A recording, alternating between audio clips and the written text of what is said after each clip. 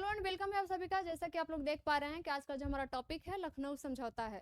लखनऊ समझौता के टॉपिक देखने से ही आपको ये पता चल रहा होगा कि बात जो है कहीं कुछ छुपा हुआ है। यानी कि समझौता ऐसे नहीं होता है। जैसा कि आप लोग देखते होंगे कि समझौता तभी होता है जब घर में लड़ाई झगड़े होते हैं। तो हम बात कर रहे हैं 1914 की। 1914 में जो है प्रथम विश्व युद्ध प्रारंभ हुआ था, जो कि समाप्त की अगर हम बात करेंगे तो समाप्त जो है 1918 में हुआ था। क्यों हुआ था, इसका तत्कालिक कारण क्या था? तो जो है ऑस्ट्रिया के एक राजकुमार थे जिनका नाम था जॉर्ज फर्डिनेंट। उन्हीं के जो है हत्या के होने के कारण जो है प्रथम विश्व युद्ध की शुरुआत हुई थी।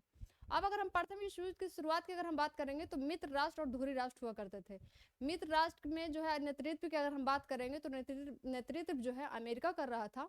और अगर हम धुरी राष्ट्र की बात करेंगे तो जो धुरी राष्ट्र थे उसका जो नेतृत्व है जर्मनी कर रहा था। यहाँ तो जो है इसका कहानी है। अब हम बात करते हैं कि इसका इससे क्या लिंक है, यानी कि 1916 के लखनऊ अधिवेशन से इसका क्या लिंक है। तो थोड़ा सा कोई भी टॉपिक शुरू करने के पहले पीछे की पृष्ठभूमि को जो है देखना चाहिए, और उसी से आगे की जो है हमारे जो है लखनऊ समझौता उसको समझने में हमको ये मदद मिलेगी।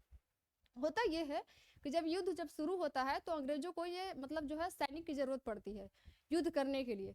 तो इंडियन नेशनल कांग्रेस के जो लोग हैं उनके पास जाते हैं और कहते हैं ऐसा कीजिए कि आप हमको सैनिक दीजिए। तो इंडियन नेशनल कांग्रेस के जो लोग होते हैं वो कहते हैं ठीक है हम अपना सैनिक तो देंगे, लेकिन ऐसा कीजिए कि इसके बदले में आप हमको क्या दीजिएगा। तो जैसे कि कल के टॉपिक में हम लोगों ने पढ़ा कि 1916 का होम रूल लीग आंदोलन स्वशासन की मांग जो है कई जो है दिनों से चल रही थी।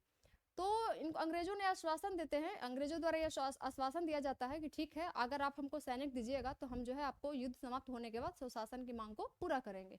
ठीक है। दूसरी ओर अगर हम बात कर लेते हैं मुस्लिम लीग की, तो मुस्लिम लीग जो है आते हैं और कहते हैं अंग्रेजों से कि ठीक है हम भी आपका सहयोग करना चाहते हैं। तो मुस्लिम लीग को जो है अंग्रेज जो कहता है ठीक है जैसा आप कह रहे हैं वैसा हम भी मानने के लिए तैयार है। तो मुस्लिम लीग का जो है एक जो है कहता है अंग्रेज से कि ऐसा कीजिए कि आप हमसे वादा कीजिए। वादा क्या कीजिए कि तुर्की साम्राज्य पर आप कभी भी आक्रमण नहीं करेंगे। यानी कि ऑटोमन साम्राज्य, ऑटोमन साम्राज्य का मतलब ही होता है तुर्की देश है, जैसा कि आप लोग जानते होंगे। यानी कि मुस्लिम लीग का कहना था कि तुर्की साम्राज्य पर कभी भी आप हमला नहीं करेंगे।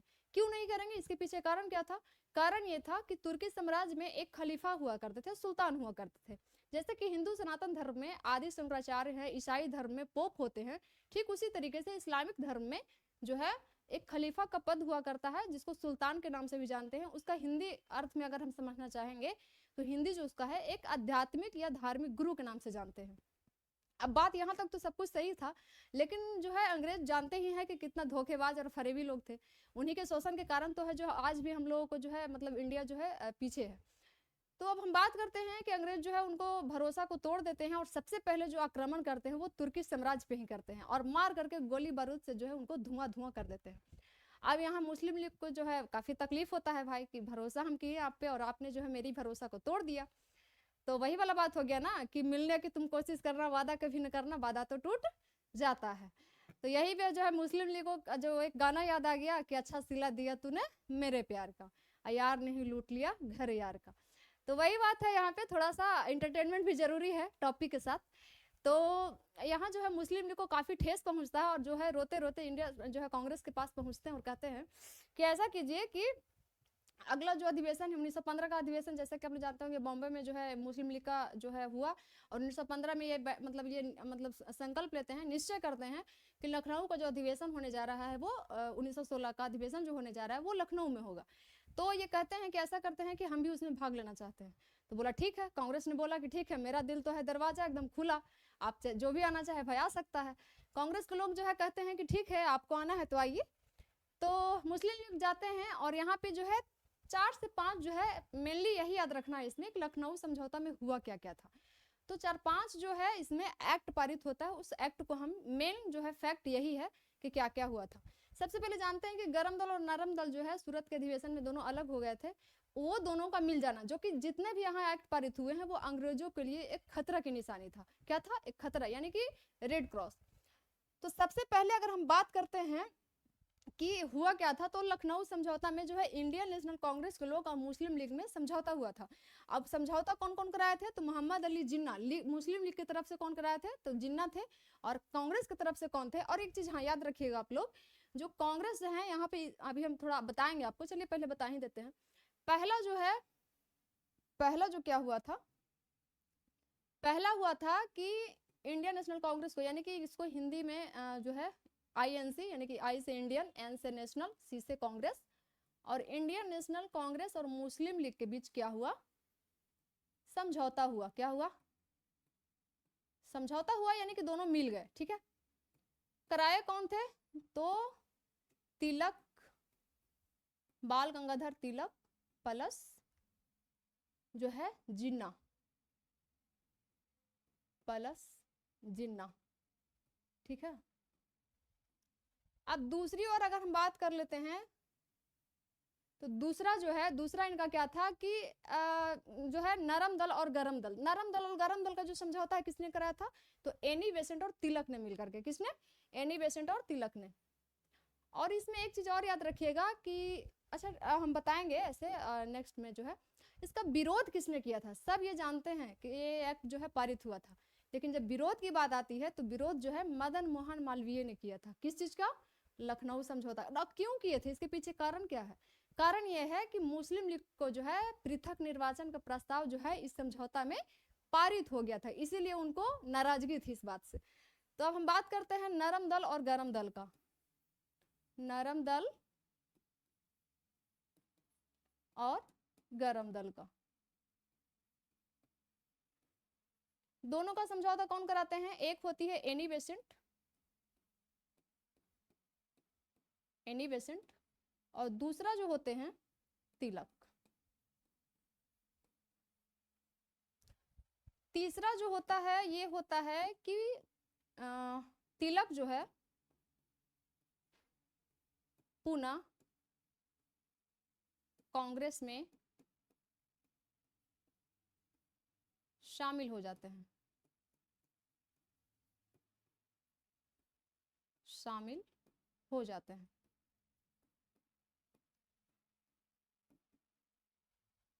और अगर हम चौथा की बात करेंगे,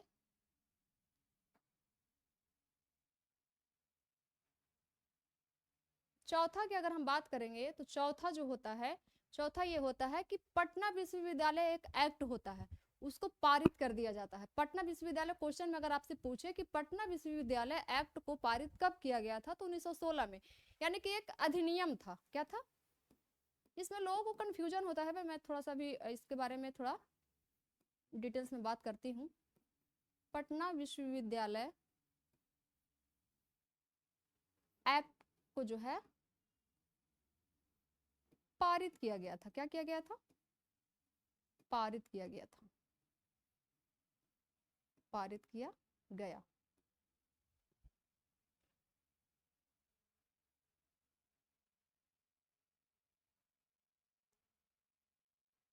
अब अगर हम पांचवा की बात कर लेते हैं तो पांचवा जो है, पांचवा जो था कि अच्छा इसमें कंफ्यूजन है, अगर पटना विश्वविद्यालय एक्ट की अगर जब बात आएगी तो 1916 होगा, लेकिन कई लोग जो है स्टूडेंट जो है थोड़ा सा कंफ्यूज हो जाते हैं कि पटना विश्वविद्यालय की स्थापना और पटना कॉलेज की स्थापना तीनों का जो डेट है अलग अलग है।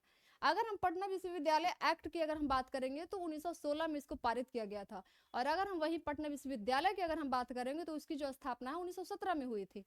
पटना विश्वविद्यालय की स्थापना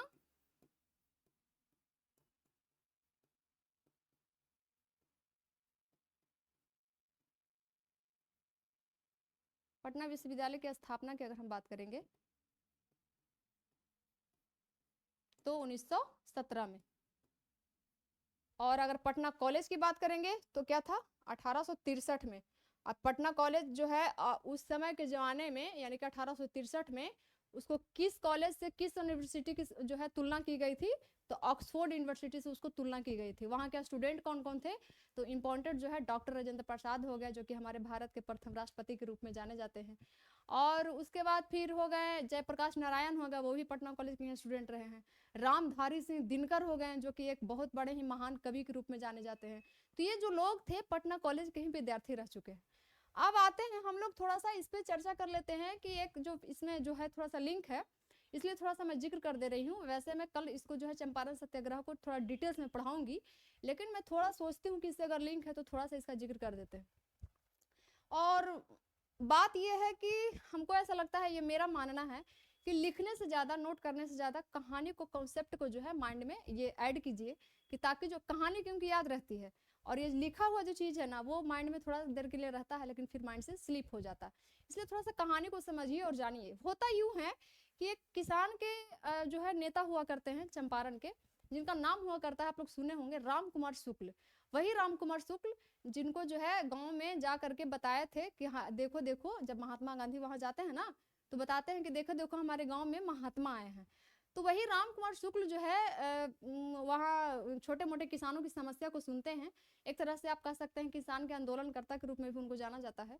तो राम कुमार शुक्ल जो है छोटे मोटे किसानों की समस्या को सुनते हैं, और उसी बीच में होता यह है कि बेलवा कोठी के एक मैनेजर हुआ करते थे जिनका नाम था क्या, एसी एमॉन। एसी एमॉन जो है उनको क्या कहते हैं कि आप ऐसा कीजिए कि आप हमसे मिलने के लिए आइए। राम कुमार शुक्ल जो है नहीं जाते हैं मिलने के लिए। इसी में उनको गुस्सा आता है और उसको क्या करते हैं, राम कुमार शुक्ल को गिरफ्तार कर लिया जाता है। गिरफ्तार करने के बाद उनको जेल में 18 दिन रखा जाता है, और 18 दिन के फाइनली मतलब जो 18 दिन के बाद उनको फाइनली रिहा कर दिया जाता है। जब वो रिहा होते हैं तो वो छपरा जाते हैं। छपरा में कुछ जो है लोगों की समस्या को सुनते हैं और अपनी जो है आंदोलन के बारे में बताते हैं कि ऐसा है कि हम संकल्प लिए हैं। जाहिर सी बात है कि बेबुनियाद जो है किसी को अगर गिरफ्तार कर लिया जाएगा तो उसके मन में आक्रोश रहता है कि हम बिना कोई गलती जो है नहीं किए हैं, तो हमको क्यों गिरफ्तार किया गया है। तो वो वहीं से संकल्प लेते हैं जेल में से और कहते हैं कि हम जब तक किसानों को जो है न्याय दिला कर रहेंगे। छपरा में जाते हैं, कुछ लोगों से मिलते हैं, अपनी समस्या को रखते हैं और आंदोलन के बारे में बताते हैं सबको। तो वहीं पे इनका एक जो है फ्रेंड्स हुआ करते हैं, यानी कि मित्र हुआ करते हैं। वो कहते हैं कि ऐसा करो कि लखनऊ अधिवेशन में जाओ और वहां पे अपनी बात को रखो। तो दरअसल उनका बात का यहाँ पे एक लाइन जो है इम्पोर्टेंट फैक्ट हम जो है भूल गए थे। इसकी अध्यक्षता कौन कर रहे थे, अध्यक्षता की अगर हम बात करेंगे तो इनका अध्यक्षता जो है लखनऊ अधिवेशन का अंबिका चरण मजूमदार कर रहे थे। अंबिका चरण मजूमदार कर रहे थे। ठीक है, जब ये राम कुमार शुक्ल जो है यहाँ पे जाते हैं, लेकिन इनका जो मेन इंटेंशन रहता है ना वो रहता है ये कि हम सरदार वल्लभ भाई पटेल से मिले। लेकिन सरदार वल्लभ भाई पटेल जो है किसी काम में जो है व्यस्त रहते हैं, बिजी रहते हैं, उनसे नहीं मिल पाते हैं। उसी के बाद जो है इस सारी बातों को यहाँ रखते हैं राम कुमार शुक्ल, और इन्हीं दौरान जो है उनका मुलाकात जो है महात्मा गांधी से होता है। महात्मा गांधी से मुलाकात होने के बाद रेलवे में जो है एक कानपुर स्टेशन है, रेलवे कानपुर स्टेशन जो कि लखनऊ में ही है, वहां इनकी मुलाकात होती है। और गांधी जी जो है कहते हैं कि ठीक है, आश्वासन देते हैं कि ठीक है आप जाइए और आपको जो है हम मतलब मिलने के लिए हम आएंगे, ये आश्वासन देते हैं। उसके बाद होता यह है कि महात्मा गांधी तो है अब आश्वासन देकर के चले जाते हैं। इसके पीछे भी थोड़ा सा कहानी है। वो कलकत्ता जाते हैं, भूपेंद्र नाथ जो बसु है उनके घर में ठहरते हैं, राम कुमार शुक्ल वहां जाते हैं, तब तक गांधी जी निकल जाते हैं। उसके बाद की कहानी जो है और हम डिटेल्स में कल बात करेंगे, लेकिन उसका एक मोटा मोटी जो है मतलब जो है दायरा हम बता देते हैं।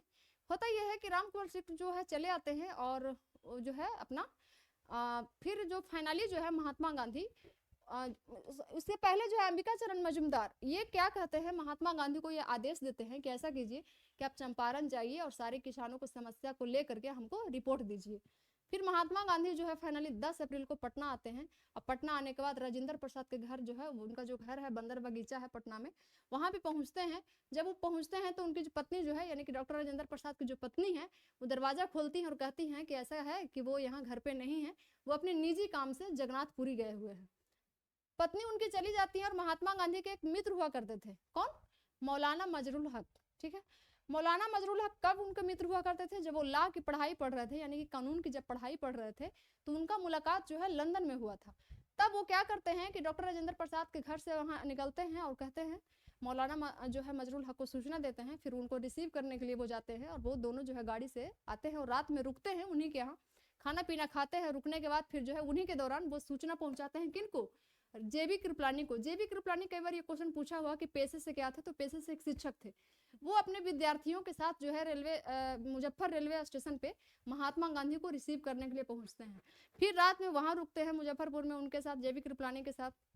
वहां से फिर वो जो है फाइनली 15 अप्रैल 1917 को चंपारण की धरती पर उनका कदम रखते हैं। कौन, महात्मा गांधी। वहां जब रखते हैं तो फाइनली जो है वो अपनी जो है सबकी समस्याओं को सुनते हैं। वहां पे सुनने के बाद फिर जो है 18 अप्रैल यानी कि 1917 को वो चंपारण सत्याग्रह का नींव रखते हैं। और वहीं पे जो है नींव रखने के बाद जो है 18 अक्टूबर को, ये भी डेट याद रखिएगा, 18 अक्टूबर को एक कृषक जांच कमेटी का जो है गठन करते हैं और उसमें जो है सारी रिपोर्ट को जो है दर्ज करते हैं। और दर्ज करने के बाद जो है सत्याग्रह, चंपारण सत्याग्रह में जो भी तिनकठिया प्रणाली थी, यानी कि तिनकठिया प्रणाली की भी अगर थोड़ा सा हम जिक्र कर लें इसमें, तो ये उसका ये फंडा था कि जैसे 20 कट्ठा अगर जमीन है तो उसमें 3 कट्ठा जो है जमीन पर जो है नील की खेती बोई जाती थी। और उसका ये इफेक्ट ये था कि नील की खेती जब 3 कट्ठा में बोई जाती थी तो जो जमीन था ना बंजर हो जाता था और कई वर्षों तक उसमें जो है फसल नहीं होता था, जिससे किसानों को बहुत ही क्षतिपूर्ति का सामना करना पड़ता था। अब हम बात करते हैं कि जब बंजर हो जाता था उसी के दौरान जो है 1901 ईस्वी में एक केमिकल डाई का आविष्कार होता है। केमिकल डाई का आविष्कार कब होता है? 1901 ईस्वी में। कहाँ होता है? जर्मनी। तो होता क्या है कि जब केमिकल डाई का आविष्कार जब हो जाता है तब जो है नील की जो है मांग, यानी कि नील की जो मांगे हैं यूरोपीय बाजारों में कम हो जाती है। और जब बाजारों में कम हो जाती है तब जो है अंग्रेज और अत्याचार करना शुरू करता है।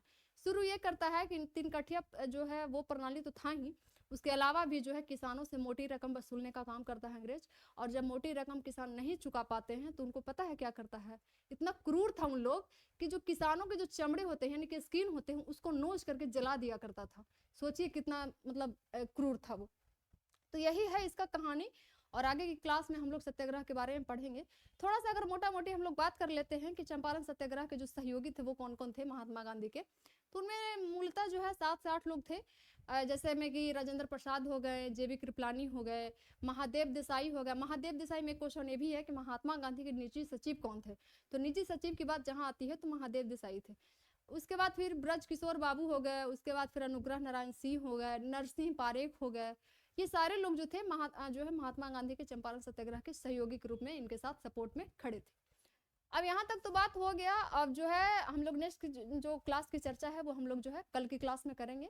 और कल का जो क्लास यानी कि कल तो संडे है, तो यानी कि मंडे को हम लोग इसकी जो है चर्चा करेंगे और जानेंगे कि चंपारण सत्याग्रह कैसे कैसे हुआ, क्यों हुआ और इसके पीछे कारण क्या था।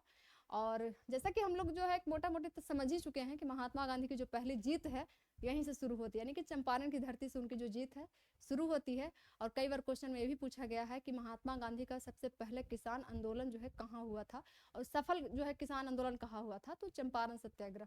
इसके बाद फिर आगे बहुत सारे आंदोलन उन्होंने किए हैं, जैसे खेड़ा आंदोलन हो गया, मातावाद मिलन जो है आंदोलन हो गया। सब पे हम लोग एक एक करके धीरे धीरे टॉपिक को हम कवर करेंगे और जानेंगे कि कैसे क्या हुआ है। तो मिलते हैं कल के क्लास में। आज के लिए इतना ही। आज की क्लास में बने रहने के लिए आप लोगों को बहुत बहुत शुक्रिया, बहुत बहुत धन्यवाद। मेरी क्लास आपको छोटे से ही मतलब कम समय में ही इतनी जो है इंपॉर्टेंट जानकारी को जो है हम दे पाते हैं आपको। तो मेरी क्लास आपको कैसी लगती है कमेंट सेक्शन में ज़रूर बताएं, लाइक शेयर कमेंट जरूर करें। उससे हमें होता ये है कि हमें थोड़ा सा जो है मोटिवेशन मिलती है। तो मिलते हैं कल की क्लास में। आज के लिए इतना ही। Thank you.